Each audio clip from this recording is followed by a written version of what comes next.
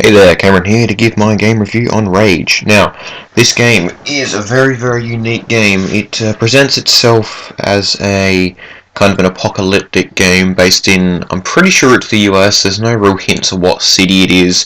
Kind of reminds me of the Grand Canyon with all the craters and crap like that. So it is a first-person game. It's a very unique graphical game as well. It's got nice graphics. It's kind of like Borderlands graphics. It doesn't have the really defined black lines. It's got really nice, smooth kind of graphics, but it doesn't look like actual textures. It's kind of looks like a painting, a drawing. I don't know what you call it. Anyway, the story behind Rage is the Earth's been hit by a giant meteor, and people, either survivors that have survived, have built shanty towns and made what they refuge and what they can to defend themselves against other bandit groups and the mutants that roam the lands and all that kind of junk. It kind of sounds like a cross between Fallout and Borderlands, to be honest. Once you emerge from your little vault, it's not really called a vault, but kind of feels like Fallout when you exit the vault and all the bright lights and shit like that. Once you exit that, it's basically you fight for yourself or whoever tells you to.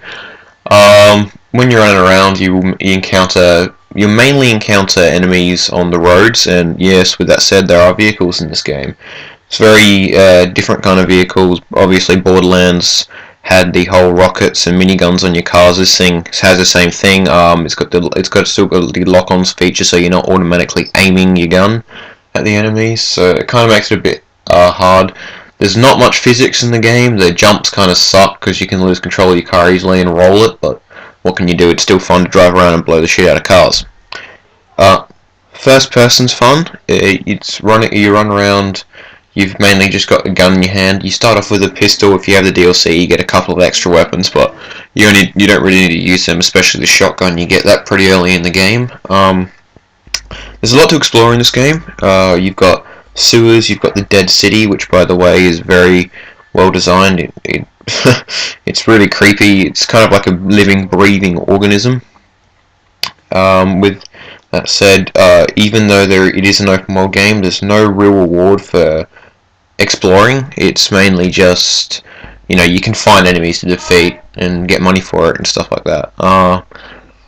This is a very unique game though. It's got 3 discs on the Xbox version, and I don't know how many discs it has on the PS3 version. I'm guessing, like LA Noire, it may only have 1, but who knows, right? I don't really care about PS3. I'm not biased or anything, but I'm just saying.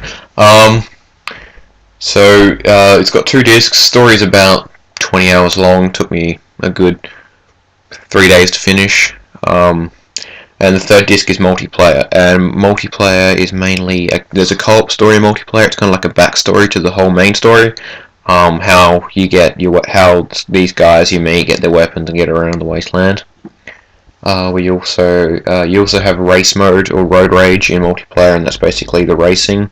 There is racing in single player as well, but it's just against CPUs and it's kind of easy.